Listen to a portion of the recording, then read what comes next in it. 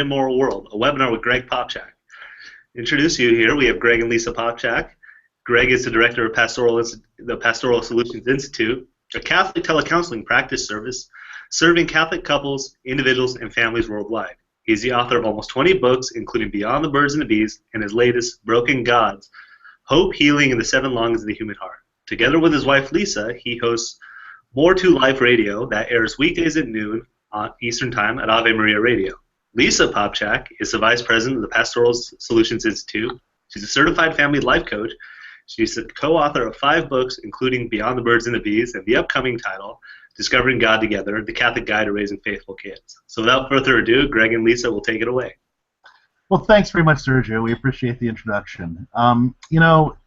This whole idea of raising moral kids in an immoral world is terrifying for a lot of parents, and especially in light of the recent Supreme Court decision where we see the entire culture shifting, where we used to, as well as 2 months ago, be able to count on at least certain words meaning things, like marriage or love, for instance, and now we can't even count on that. I think parents before our generation worried about, premarital sex, about kids making good choices about drugs, about making our kids able to have a marriage that lasts a lifetime. We are now dealing with so much more in this generation to raise these kids. We're dealing with, as Greg was saying, what is marriage? Who are you allowed to date? Who are you allowed to marry? What does it mean to love somebody? What does it mean to love somebody? How do you do it forever? It goes on and on and on. And we're now hitting a generation of parents, all of you who are participating today, who are really pioneering brand new ground. The good news is that the church for 2,000 years has sort of seen this coming really has the answer. Well, that's right. And so, it's possible for us to get into this place where we begin to despair. How am I going to compete with my kids' peers? How am I going to compete with social media, with television, with music, with movies, you name it? Well, the good news is there's a lot of reason to hope. First of all, our faith tells us there's a lot of reason to hope.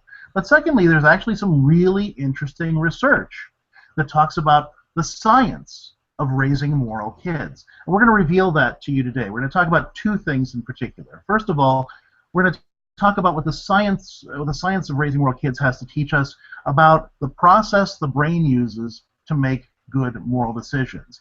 And it's a fairly straightforward process, the way we'll explain it anyway.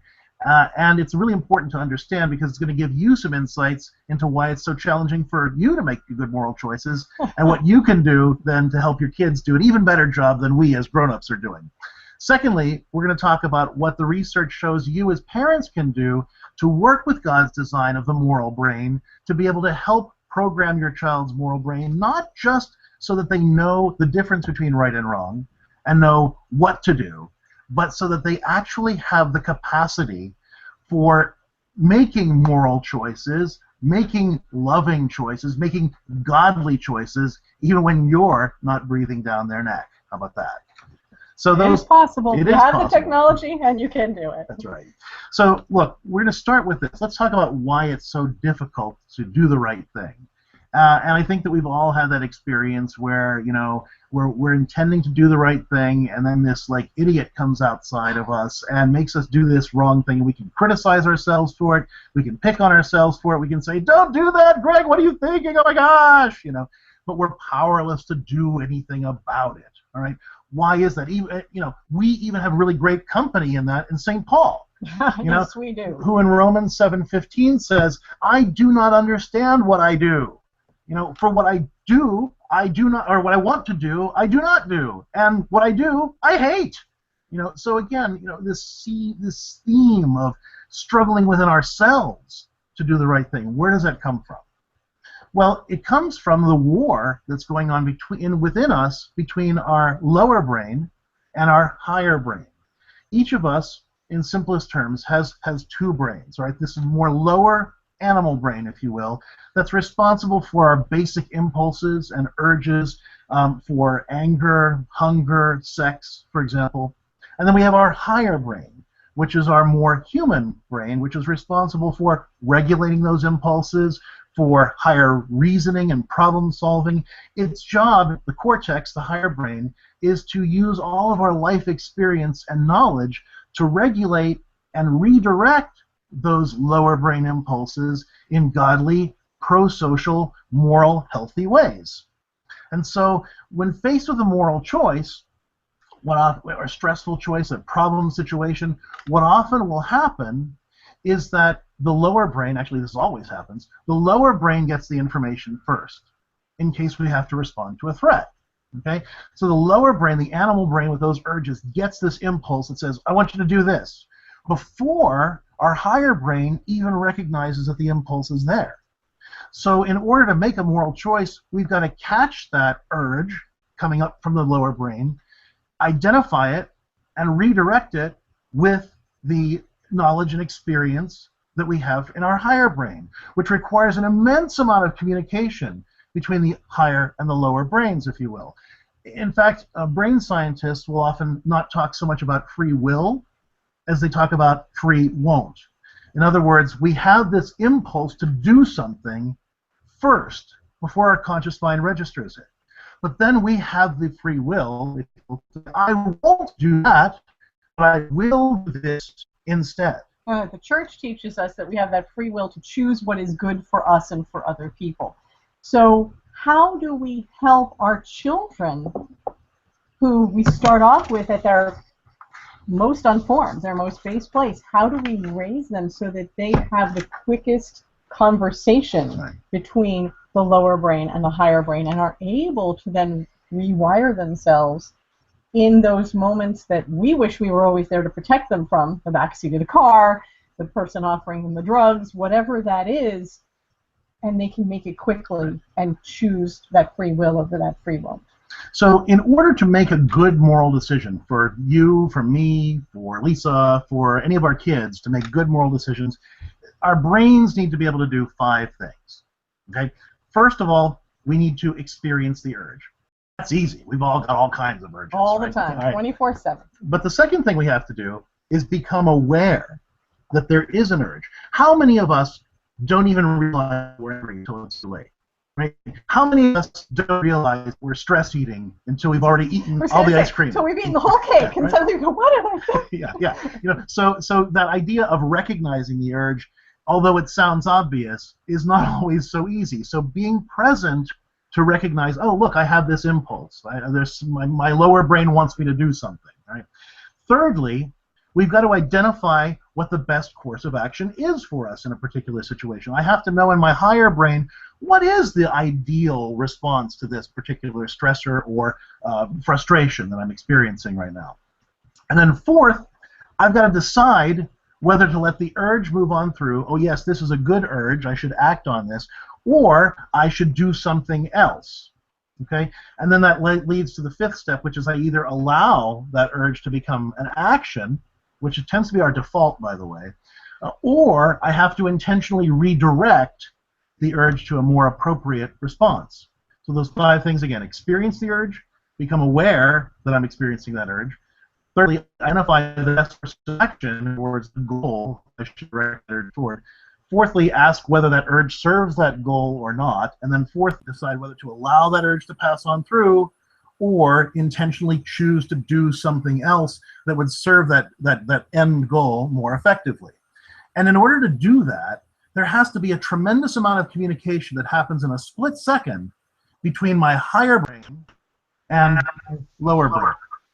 To most people, like, oh my gosh, to be able to raise a healthy moral child or to be a healthy moral person myself, I'm going to need 16 advanced degrees from Oxford, and I'm going to have to study my whole life and never do anything but study moral theology so my brain knows how to do this, and that is not the case. No. All you need to do is read Beyond the Birds and the Bees, a book over there on the shelf.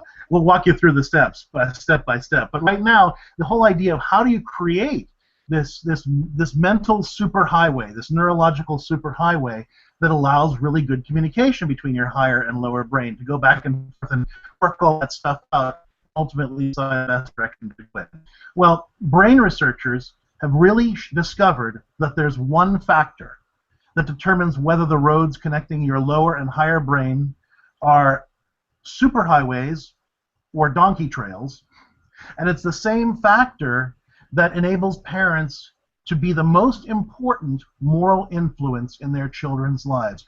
More important than Facebook, more important than any social media, more important than television, movies, music, or even their peers. And I don't even mean that on just a, oh, you should be more important. I mean, if you can know this one factor, you will be more important than all of those things, and you won't have to worry about any of those things, at least not to the degree that most of us do. And it doesn't mean sucking all the oxygen out of the room with the intensity of your helicopter parenting at all. Not at all, no. Or even the draconian nature of all the rules you impose to protect your kids from all the stuff that goes on in the world. And of course, exhaust you while you're trying to do them. That's not a happy place to parent from. So what is that one factor that builds the neurological superhighway between the higher and lower brain and enables you to program your child's moral brain, not just to know the difference between right and wrong, but know in their hearts the loving, godly, moral, and right thing to do, which is really what true morality is, right? Not just slavishly following rules,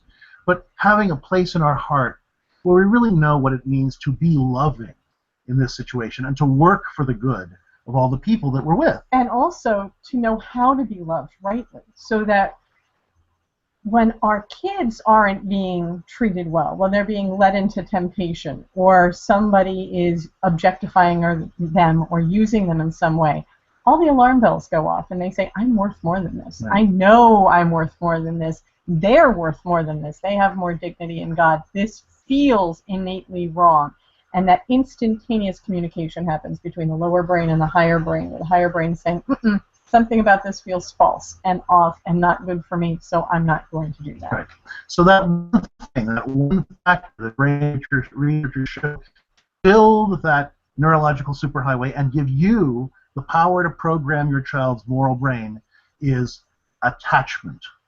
Attachment. Now, a lot of you might be familiar with this idea of attachment parenting and all that, and we are promoters of that model of parenting, but that's not what we're talking about. Okay? Attachment as a psychological concept isn't some kind of like warm, fuzzy thing where, oh, isn't it romantic? Oh, look, I'm holding my baby, that's cute. And all. It is that, okay, but it's more than that. Attachment is really the neurological process by which the human brain learns to be human. That is to say, it's the process by which the relationship between moms and dads and their children teach each other to be self-aware, to be empathic, to be relational, and to be self-disciplined. All of those things that really enable us to be fully functioning human relational persons. So how do you go about doing that as a parent, especially if you're saying, well, excuse me,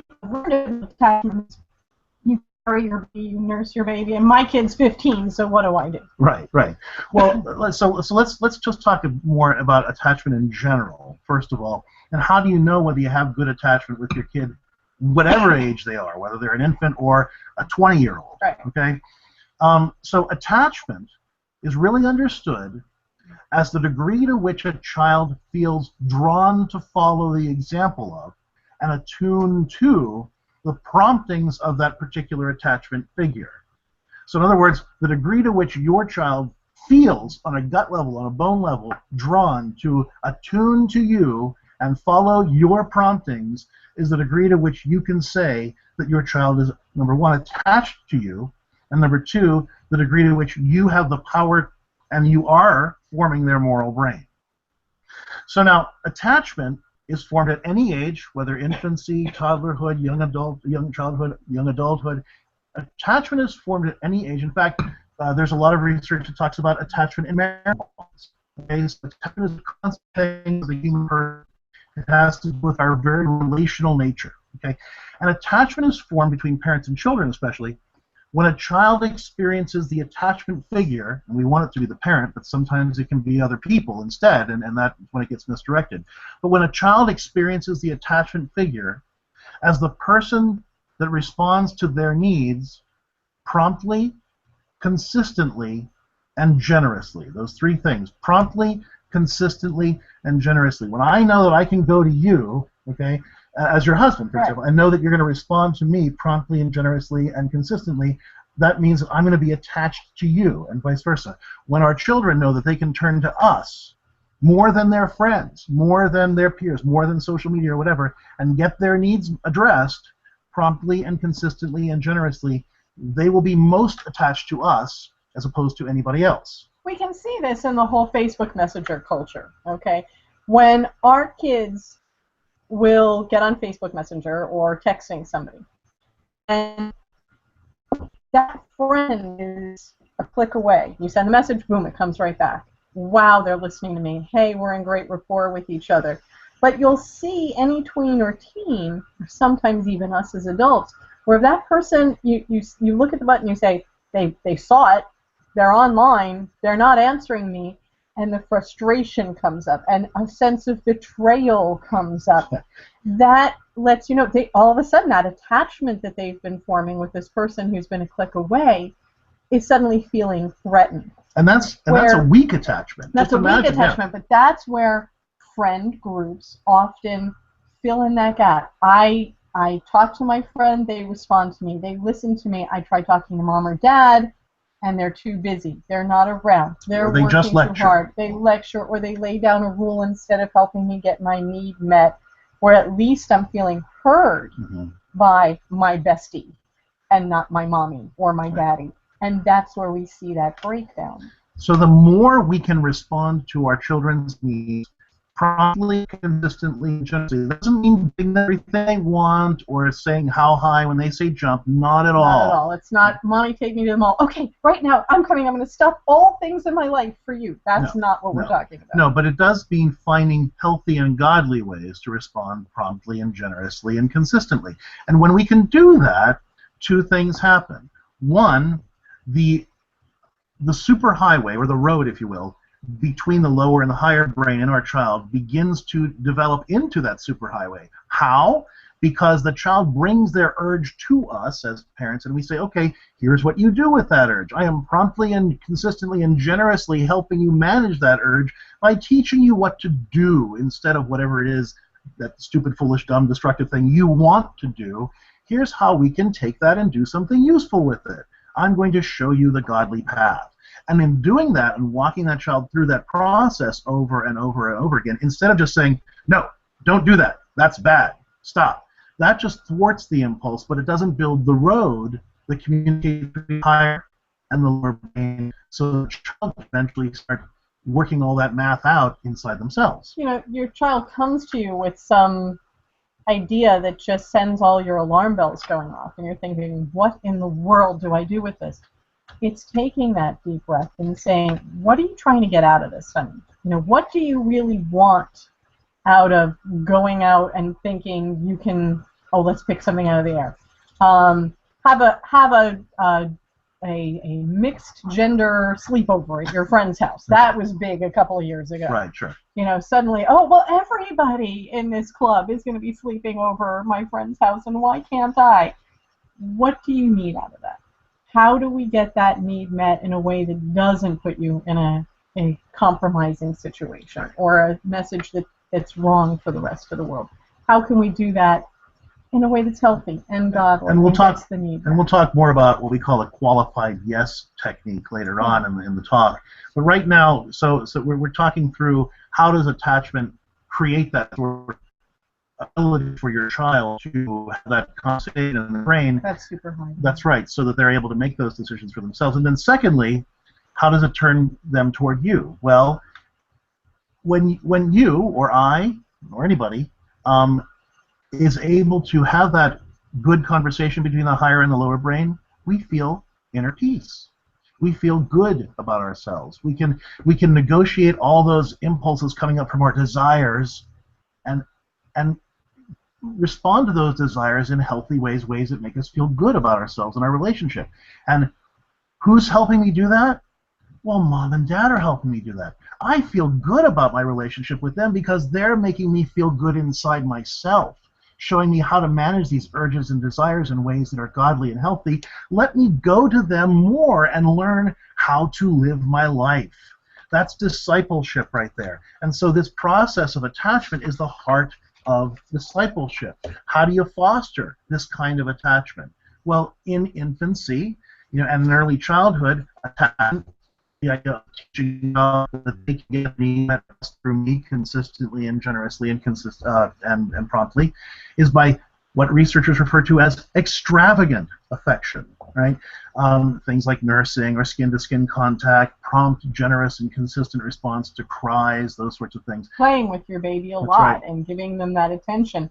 And keeping them close by no matter what it is you're doing, whether it's playing with them or close by during chores, close by during sleep. Reading they to feel them. Connected to you. That's all, believe it or not, moral education, because what you're doing is you're inclining your child's heart to you. You're saying to them, I want to spend time with you, and you should want to spend time with me and come to me for guidance on how to live life. That's why Pope Francis tells us to waste time with our children.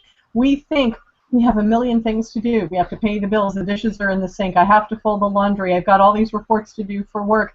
These little minutia things that I have to do with my youngest children are a waste of my time. They're truly the foundation of your child's moral and emotional education.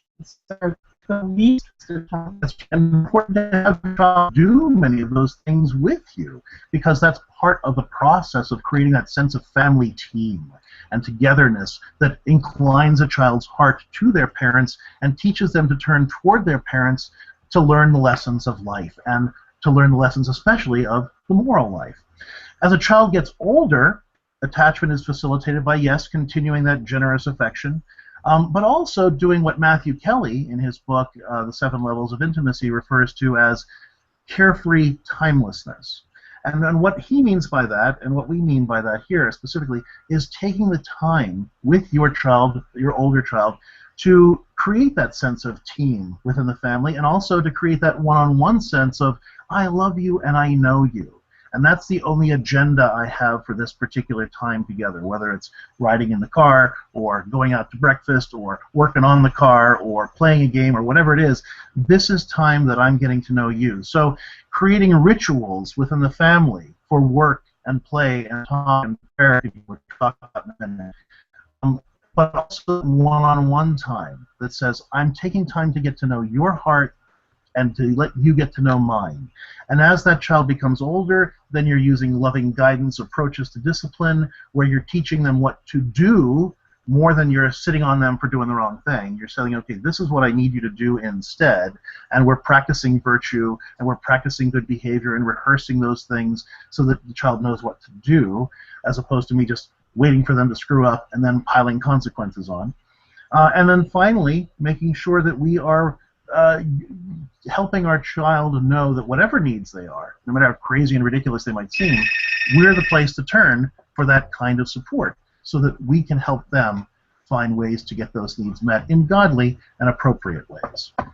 So now let's talk about how to how to know whether the attachment that you have with your kid is really strong, whether you have this discipleship heart in your child, and what you can do to either shore up if you don't, or maintain it. Everybody has times where it kind of goes up and down, and that's why we have to maintain this over the course of time to make sure that that attachment stays strong and our children continue to be attuned to us. I'm glad you're bringing up the fact that this goes up and down, and that we have to make sure we're maintaining it and keeping it going. It's seasonal. A lot of people feel like maybe they build some of those bridges during the summer if they have more time with their kids. The days are longer, even if everybody's at work or day camp or whatever. You still have more time where you're not rushing your kids off to bed. So, hey, I got an extra 15 minutes or a half an hour with this kid because they didn't have to get up at the crack of dawn. But we really need to kind of keep our finger on the pulse of it all the time. And these 4 things are going to help you evaluate it and say, hey, do I have to ramp this up today or this week or over the course of this season of our lives? So the first one is cheerful obedience. Now, that does not mean that every time you say, honey, go make your bed, your child's going to like throw a parade and say, yay, I get to go make my bed, and I'm going to make mommy and daddy happy. But it is the child 9 times out of 10 is going to give an argument or be surly or be nasty. And maybe even sometimes we'll say, hey, I finished this, is there anything else I can do? Mm-hmm. Right?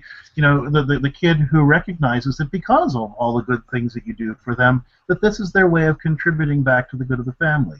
You know, again, they're not thrilled about having to clean their room, but they're, you know, okay, Mom, okay, Dad, Yeah, absolutely. I'll get to it right away. And they actually do. Or feels good about it when you work on it together. So, for instance, the other night, the house was, the main part of our living area was kind of a wreck after we had done like a barbecue dinner and stuff, and we brought in all the dishes, and I just said, you know what? We can't just leave this for Mom and Dad to do. We all live here. Let's all pitch in. Mom and Dad, us, by the way. Yeah. We're going to take 15 minutes to get this all done. And all the kids kind of rolled their eyes, like, nobody wanted to do this. Everybody was tired. Everybody was relaxed. Nobody wanted to work. We weren't particularly that into it. But we all did it because we loved each other and we saw the need.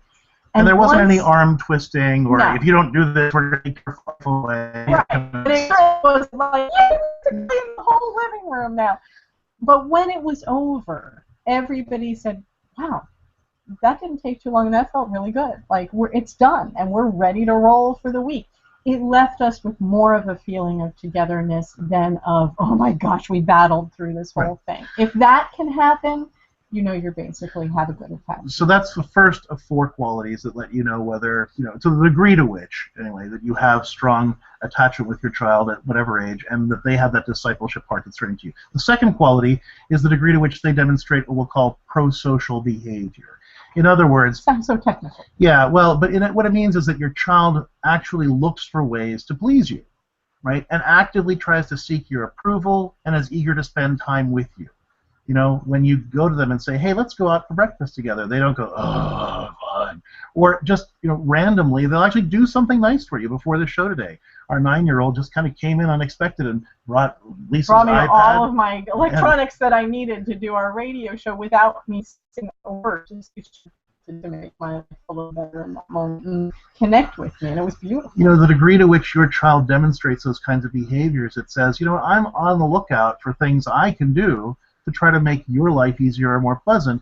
That's pro-social behavior, and that's also a sign of that discipleship part, that attachment that you want to cultivate in your kids. Now, one of the things that you can do as a parent to really make that work for you is to look for it and praise it when it happens, and not just say, oh, you're such a good person, but really say, wow, when you pick those dandelions for me, and you're thinking, oh, dandelions, when you pick those dandelions for me, I felt so loved. I felt so cared for. Thank you for wanting to give me something pretty. Thank you, sweetheart.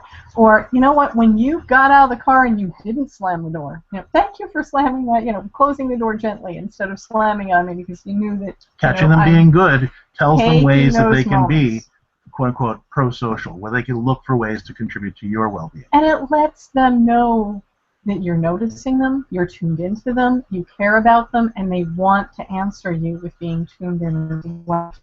So that cheerful being and that social behavior are 2 indicators of that strength of attachment between you and your kids and the depth of their discipleship part. The third quality is the degree to which you can say that your children are both receptive to and initiate on their own affection. Do your kids pull up in a ball and not let you hug them? Do they push you away when you try to give them a kiss? When you try to spend time with them, do they come alongside of you grudgingly? Or do they really fold into that hug, and just relax into your arms? Do they welcome that kiss? Do they want to spend time with you? Do they just come up to you and give you a hug or a kiss and ask for time with you and say, hey, I'd like to do this with you. Do you have time for this with me? All those kinds of behaviors are indications both of the strength of the attachment that you have with your child and the degree to which they have a discipleship heart that is able to learn the lessons of life from you, especially the moral lessons of life from you. And I have to say, no matter where you are on the continuum of affection, kick it up a notch. There's never enough affection for a child to feel attached enough. The world is a scary place. The more we ramp up that affection, the better we're going to feel about our children, the more connected we're going to feel, and the safer and more connected they are going to feel to us. So they're going to seek us out for that feeling of rightness. When they're feeling vulnerable, they're going to come to us for that hug, or that sitting close to read a book, or even sitting, on the same piece of furniture to watch TV together. And please, please, please ramp it up with your boys, because we're all very willing to give girls, even through young adulthood, that hug or that kiss goodnight. But most Western parents, as the boy starts to get to be 8, 9 years old at Well, the latest. especially by then, yeah. But they start saying, "Oh, well, you know, affection with a boy, that there's something that they're going to rebuke the male brain needs That's that not affection true. too, in order to develop that superhighway between the higher and the lower brain that allows for good moral decision making. And it's going to make them better husbands in the long run, because they'll know how to be affectionate with their wives. So the three qualities is glutamine, discipleship part that allows your children to be open to the moral lessons that you're trying to convey and have the heart to actually use those moral lessons in a loving way. Cheerful obedience, pro-social behavior, receptive to and initiating of affection. And then fourthly, the fourth and final quality here is empathy. Right? They're attuned to the feelings of others. They're sensitive to hurts. They pick up on those little cues. They can tell how you're feeling about how you're talking to them, and how they're, your reaction to how they're talking to you and what they're doing. They can tell the impact that they're having on other people. When they mess up, they're really quick to work to try to forgive that, or to heal that wound that they caused. They work really hard to not give offense in the first place, but when they do, they catch themselves, or if they don't catch themselves quickly, then they are easily redirected by you, because they say, oh my gosh, I don't want to hurt the relationship I have, of course I'm going to do this thing to try to make it right, instead of you having to force them to see the consequences of their actions and demonstrate kind of force. That's a kid who's not with attachment and doesn't have that degree of discipleship heart. And you can preach at that kid from now until doomsday all the moral lessons. You can make them memorize the catechism. But if a kid doesn't know these four, or it doesn't demonstrate these four qualities in spades, you do not have a kid who can make that conversation between their lower and their higher brain. Think about it for a second. With cheerful obedience, you can make your kid do anything, really, by taking enough stuff or applying enough pressure. That doesn't require any sophisticated conversation in the brain, though. In order for them to deliver cheerful obedience, for instance, there needs to be that conversation going on between the lower and the upper brain. I want to do this. I want to defy my parents. But, no, you don't want to do that because they love you and you love them and this is the right thing to do. But and then you negotiate it, right? And then it comes out as, okay, Mom, I'll clean my room. And that all has to happen in a split second to make that happen. You see, even though we're talking about psychological concepts, there's a neurological impact that all these things are having, and these four qualities are a sign of the degree to which that road between the lower and the higher brain of your kid is a dog trail along, or a superhighway that allows for that adequate and efficient moral communication that allows them to make good decisions even when you're not breathing down their neck. And this sounds kind of crazy, but St. Teresa of Lisieux herself said, my parents loved me so well that I wanted to give them the best of my behavior because they deserved it and I never wanted to offend them.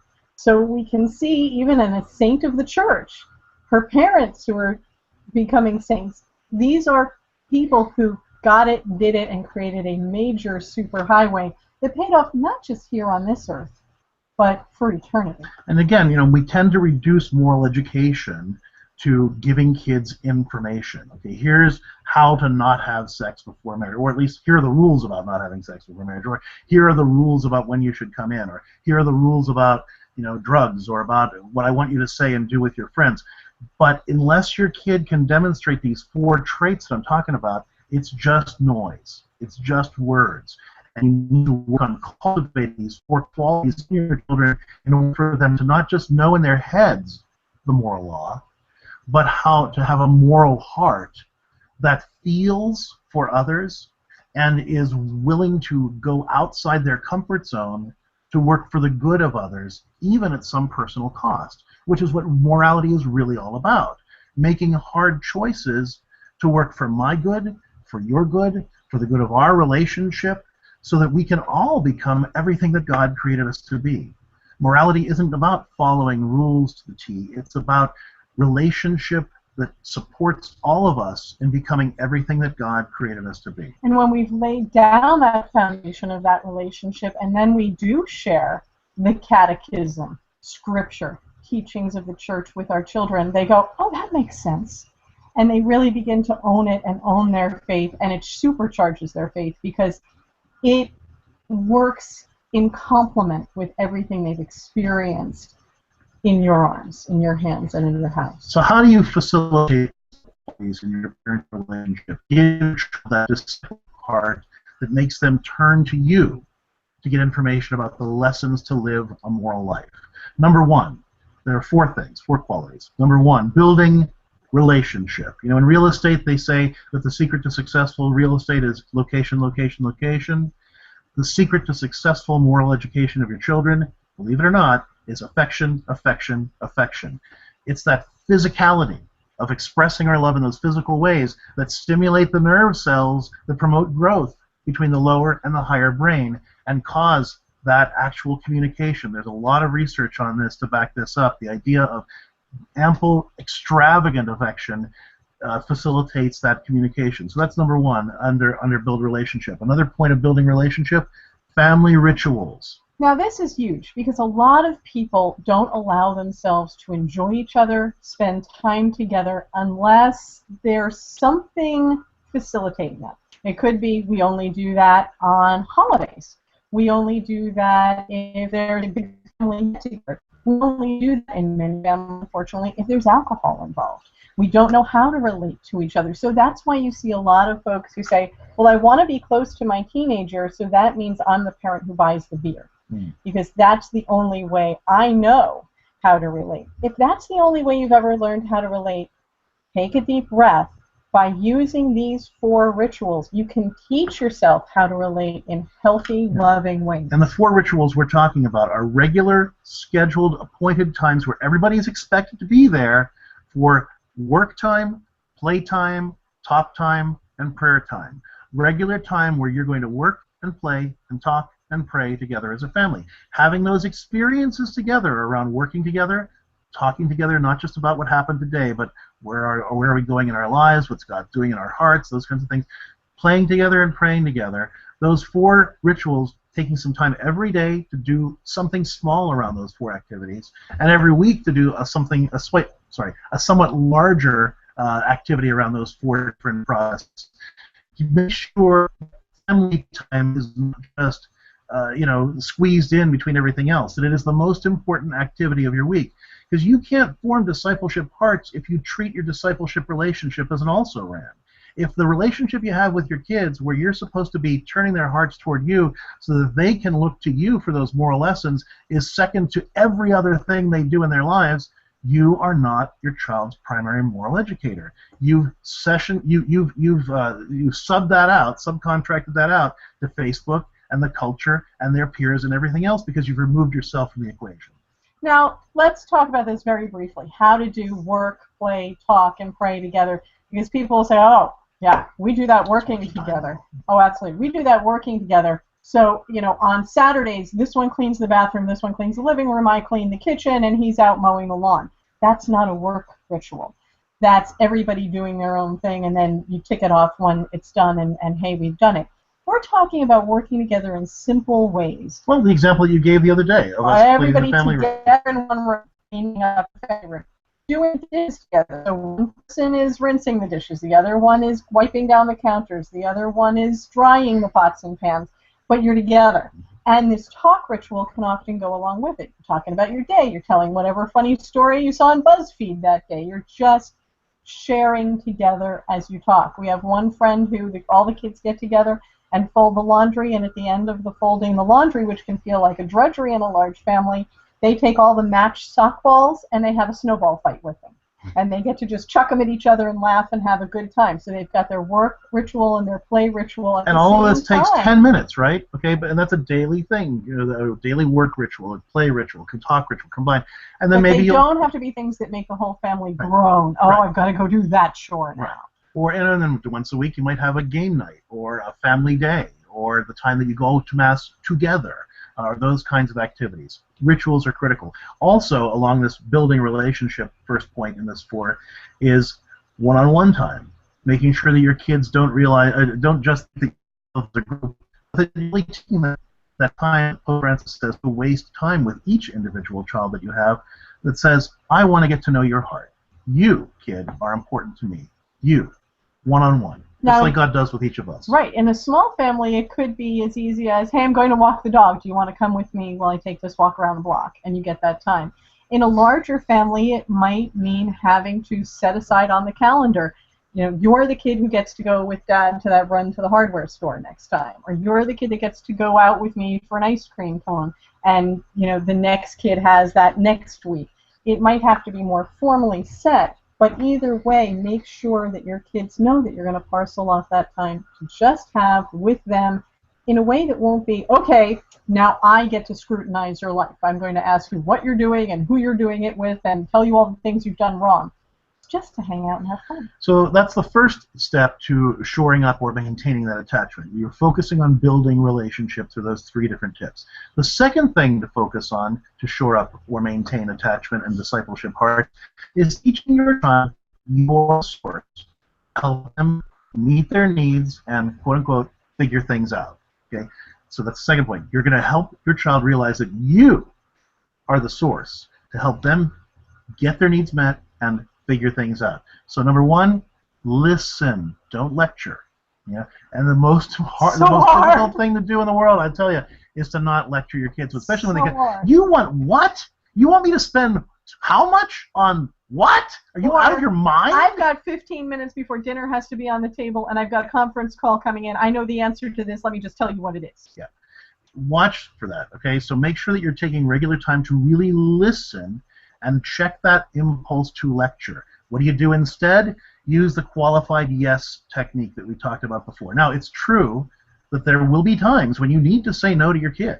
There absolutely are. But that should be a last resort if you can help it.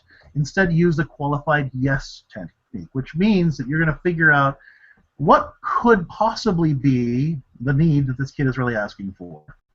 And that's necessarily what, for example, they're saying, I want to have this mixed gender sleepover that you were talking about before. Yeah. Well, tell me, what would being able to do that do for you? Well, I don't know. Like what would be different after you did that? Like, how do you think you'd feel about it? Well, we'd be closer. Oh, okay. So what you're saying is you want to be able to have an opportunity to get closer with your friends. How about these other 10 ideas that I would be willing to facilitate as your dad that would be more godly and moral than sleeping over at your friend's house with a bunch of boys and girls together? Okay, and you come up with all those different things that would help them do that. That's the qualified yes technique. I am saying yes to what you really want, but in godly ways. You want me to spend how much on those sneakers? Well, look, I can't spend that much, but I can give you this much. If they're really that important to you, I will help you find ways to earn that, either by cutting lawns in the neighborhood, or doing these extra jobs for me, or helping you save money from the job that you already have, whatever it is. You are the person that's going to help them get their needs met. And if they decide, well, it's really not worth all that effort, well, that's which on often them. will be the case when they realize And that's some of it's on on them. But that's okay. But that's a qualified yes. They come to you, and you've kind of presented the options for them to, in a godly way, meet their needs. You are the source that is teaching them how to take those urges from the lower brain and meet them in healthy, godly, appropriate, and pro-social ways. Third, loving guidance discipline. Right? So we talked about building relationship. We talked about teaching the child that you're the source to help them get their needs met and figure things out. Thirdly, loving guidance discipline. What this means is that more than just waiting for them to mess up and then you jumping on them like white on rice with some consequence that's going to inflict just enough pain and discomfort to make them never want to do that again and turn out to be good kids, you're going to teach them the positive opposite. In other words, when your child speaks to you disrespectfully, instead of, don't talk to me that way, I'm taking away your phone for a week, you're going to say, now wait a minute. I understand that you're angry. You can certainly be angry with me, but you may not say it that way. Instead, say this, or say it again respectfully, and actually making them do it in the moment until they get it right. You are teaching them what to say. Again, you're facilitating that conversation between the lower, I'm angry at my parents impulse, and the higher, how can I express this anger in an appropriate and godly way? Oh, my parents are teaching me this positive opposite that allows me to express this. I feel better inside about myself and my urges, which inclines my heart to my parents and makes me want to learn more from them about how I can experience this inner peace and union between my lower brain and my higher impulses. So that's an example of teaching the positive opposite. Another example, using more Socratic methods of leading your children to the right thing. We all want to cut to the chase. Our kid asks us some difficult moral question. Is it okay, like my friends are all sleeping together, and what's wrong with that? How come that's such a bad thing? Well, our animal brain goes off and says, morning, Will Robinson, and we're going to lecture and give them a quick answer. So what we want to say instead is, well, what do you think about that? Is that working out for them? What do you think is, and you're trying to lead them to the answer. It's lazy parenting, it's lazy teaching, it's lazy therapy to ever give the other person the answer. You need to let them and lead them to discovering it as best you can for themselves, so that they really own it, as opposed to feel oppressed by what you're making them think. Okay? And then finally, fourth, teaching a positive moral vision. The moral life is not a series of rules that is there to frustrate our urges. It's really not. I know for a lot of people they experience morality that way, but that's not what morality is. Morality is the process by which God trains our desires and entrains those desires to his heart, links those desires to want what is best and highest and most good for us, so that we can identify the truth and the goodness and the beauty in life, and ultimately attend to him. That's what morality is all about, leading an abundant life, right? So we need to present a positive moral vision to our kids using the best information that's available to us, and not just reduce the moral life to a series of rules that you must follow or you're going to go to hell and I'll be mad at you, right? Nobody listens to that. We have to show them that the moral life is the life that leads to happiness, inner peace, to close connection between you and the people that you love, and ultimately helps you become everything that you want to be, everything that God is creating you to be. And by doing this, you're helping them see that the moral life isn't just about repressing those urges. It's about expressing those urges in godly ways that attunes us to each other and to God, and rebuilds the union that was lost after the fall. So, I see several of you scribbling notes madly. Don't worry about it. We've actually taken care of that for you. We've put all the notes together and bound them in a wonderfully designed book that you see up there on the shelf called Beyond the Birds and the Bees, Raising Sexually Whole and Holy Kids, which is not just about sex. It's not just about the talk. It's about how do you raise children to live this kind of moral ethos that we're talking about, as opposed to just slavishly doing what you tell them to do as long as you're watching them do it. But as soon as you look away, they do whatever they want to do, because that's just the culture that we live in. Listen, I want to leave you with this one thing, okay? The biggest lie that our society tells parents is that your children don't want your instruction, they don't want time with you, and they don't care about your relationship with them. That it's somehow supposed to be natural for our children to be more inclined to their peers than to us. Now, it is true that as our children mature, they need to be given their own life. They need to take their own life. They need to have those other relationships, and we need to facilitate those relationships. And show them how to do it in a healthy and beautiful way. But it is not true that our children do not want us to be in that primary place of primary educator, that primary place of primary formator, that primary place of primary mentor to their discipleship. An MTV, all right, MTV, hear me now? MTV Associated Press poll of 1,000 high school teenagers, these were secular high school teenagers, asked, if you could have anything, what would you want? Number one answer, more time with mom and dad. Your kids want you. They want discipleship hearts. They want attachment with you. They want to learn godly ways to express these urges from the lower brain. And they want you to teach them how to do it. And you can. And you don't have to worry about any other influence in the world if you can facilitate the kind of attachment that opens up their hearts to the receptivity Pope St. John Paul the Great talks about in his Theology of the Body, and allows that attachment to flourish, that lets your child's heart open up to you and your child's eyes look up at you and say, Mom, Dad, teach me the ways to go so that I can be the man, I can be the woman that God wants me to be. Show me how to do it. That's what our children want. And when we step up to the plate and resist those cultural impulses to let ourselves be replaced by everything and everyone and every other thing, and actually be our child's attachment figure, they will incline their hearts to us. And we won't have to be afraid, because we'll show them the path to life, the path that Christ Jesus gave to us. Thank you very much for all of your time. God bless you in your mission of parenting.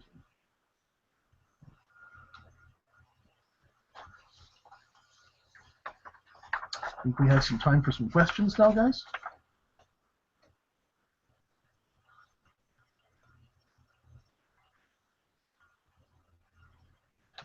Am I missing something?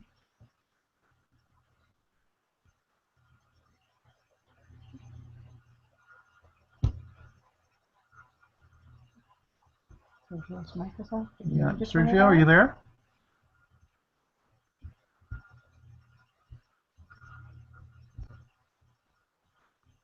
No?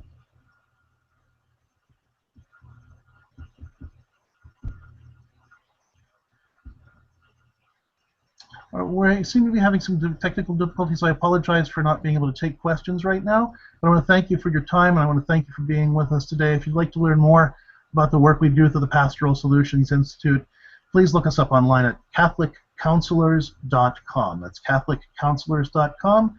And as I said before, all the information that we shared with you today can be found in our book, Beyond the Birds and the Bees, Raising Sexually Whole and Holy Kids, which is really about raising moral kids who really know how to make moral, loving, godly choices wherever they are, even when you're not breathing down their necks. God bless you and have a wonderful, wonderful day.